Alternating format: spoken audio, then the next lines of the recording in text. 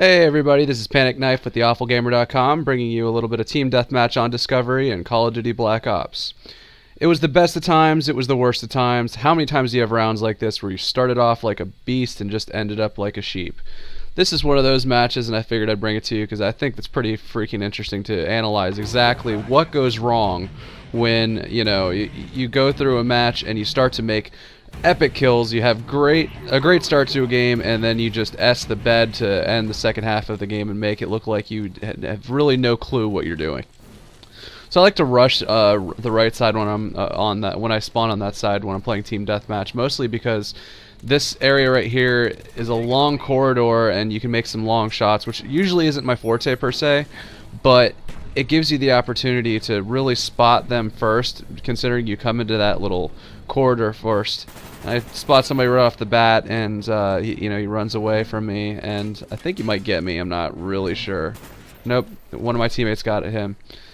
So anyway, I'm sure everybody has seen that video that Eno posted earlier on Hotel, where yes, he did in fact outpoint me for once, and I have to give him some props that RCXD crap was a little funny, but rest assured, that doesn't happen all that often. So I'm going to have to show you a few different videos where that D-bag decides to run around corners the entire time, and I pick off everybody that he can't quite get.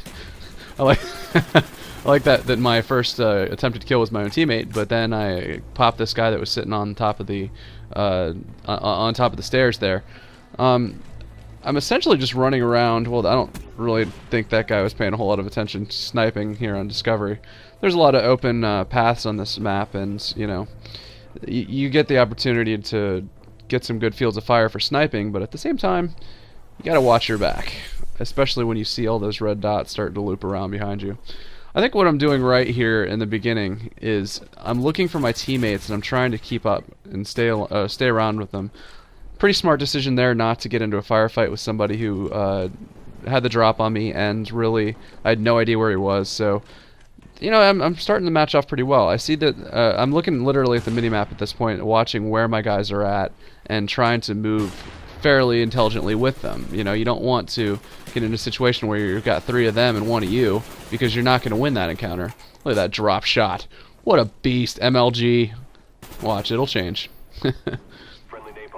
This center bridge right here, this platform overlooking the center bridge, is probably one of the favorite sniper spots for most people on this map. I actually find it to be a bit of a death trap, especially considering you can't see both sides of this. You've got at least 2 open fields of fire where you're likely to... Oh, that was just a disaster. I can't believe I got 2 assists on that one, and then you get picked off. Like I said, it's pretty much a death trap. You can't see the long shots from the sides, just generally because it's not open to you. There's no obvious spot where you can look over and say, okay, well, I'm covering my left, I'm covering my right, and then still cover the front and back as well. Obviously, you can be smart about that was a nice little pop around the corner and hunt the red dot there. But as I'm saying, there's no real way in that center bridge area that you can say, okay, well, I'm gonna... Ah, look at that. Actually kept the gun on him and didn't bother pulling it off to the left. Really like how I'm shooting in this game, actually. It's refreshing considering some of the games I played, for example, last night, where I rage quit about 50% of them. Ended up going off and playing some Crisis instead because I was getting frustrated with the Call of Duty mechanics. Now this is why drop shotting is a great idea right there. It's because he really was unable to readjust, and if you drop shot in an area, walked around that guy just popped around the corner behind me. That wasn't such a fortunate spot right there. But as I'm saying, when you drop shot somebody, you run into the risk of being next to something and limiting your mobility, but when you do it out in the open and you get in front of somebody, it's hard for them to really look down or knife downward really quickly, and they end up shooting over top of you, and you can sweep back and forth. You don't even have to be terribly accurate, and you get some good kills there. Fail with the grenade throw, and it cost me my life. It is what it is. I'm not very accurate with grenades, tactical or otherwise, so that's one of the weaknesses that I've got in my game. Now you see, this is where the game starts to go wrong. If you look around me on the mini-map, there's guys all around me. There's one behind me. I'm leading the pack, and I'm not the strongest shot. I'm just not. This spot right here actually is pretty good. They're mostly going to look for you on that catwalk over there rather than on top of this thing. I'm kind of disappointed I didn't get that guy. You look at spots where you had opportunities to really improve your KDR. There's a couple of those shots in the beginning where I was crossing that middle path and got the 2 assists, and then there's opportunities like that where, you could have probably picked that guy off if you had held your gun on him a little bit better. This guy comes behind me, and I pick him off as well. Usually, those guys that bunny hop like that are just horrible to kill for me, but I was able to really get a beat on him and keep it going. Right now, I'm not in first place, but I'm in the top 3, I think. I didn't watch it for long enough to tell, but I think I'm in the top 3. I'm 9-4. Not such a bad start. I haven't had any good kill streaks per se, but I'm getting about 3 kills and then getting killed myself. That's I'll take that. That's a 24 and 8 round, which for me, that's pretty solid. I could take a 3-to-1 ratio on kills to death any day, especially in team deathmatch. But as you're about to see, I'm gonna start to put myself in positions where I'm putting myself in the crossfire. That was a fail of a Semtex right there, but I'm putting myself more in the crossfire. I'm putting myself in spots where you're not likely to succeed, as I drop shot that guy again. I've found that when I'm playing well, I really go for the drop shot a lot in those encounters. When I'm not playing well, I'll back up or away from him. It's really just a mentality type thing, I think. As if you recall, there was a spot just like that one a little while ago where I said, yeah, it was pretty smart that I pulled away from that encounter. I think maybe I just got cocky and I'm thinking that I'm a better shot than I am. I don't really know how that guy got me. I should clearly have had him as I get the assist. But yeah, you start putting yourself in less optimal spots, and it ends up turning into a situation where you're too confident in your gun skills. At least if you're a guy like me, I don't have many gun skills.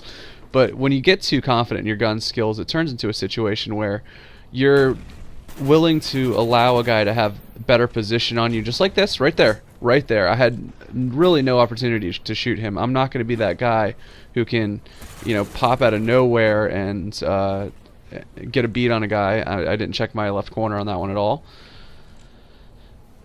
But I'm not really working with my team as well now at this point. I might spawn on them, but I start working away from them. I'm ignoring red dots that are really all around me at certain points, and I'm trying to go for revenge kills. Right here, I'm sort of looking for the guys on this path up here, and then I run around the corner and get myself a bad situation again.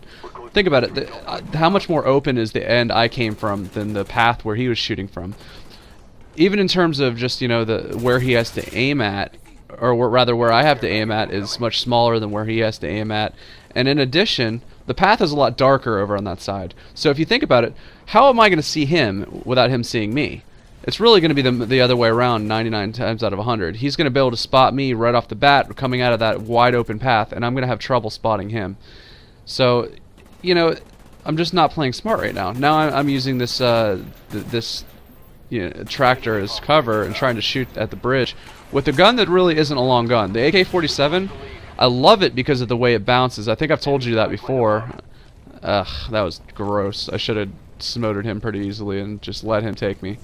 But I'm trading opportunities for flanking. I'm trading opportunities for working with my team in order for long gunshots and opportunities to walk through fire.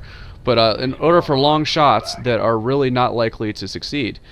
When you get into these matches where you're starting out well, you got to not get cocky. You got to make sure that you stay doing what you were doing best, which I was doing well right there, was fire and move. I was working behind guys. I was making sure that I got good shots on them, and I just stopped doing that. And what started off as a great match ended up as a really poor 10 and 11 performance.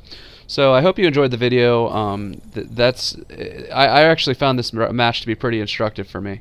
I hope you find it to be instructive for you as well. If you like what we got out here, by all means, please check out what I'm putting out there. Please check out Eno's videos, even though he's a complete asshole.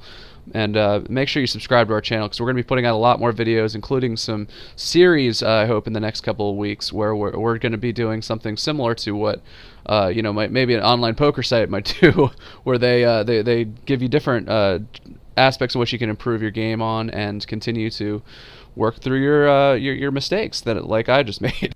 Anyways, this is Panic Knife with theawfulgamer.com. Happy hunting.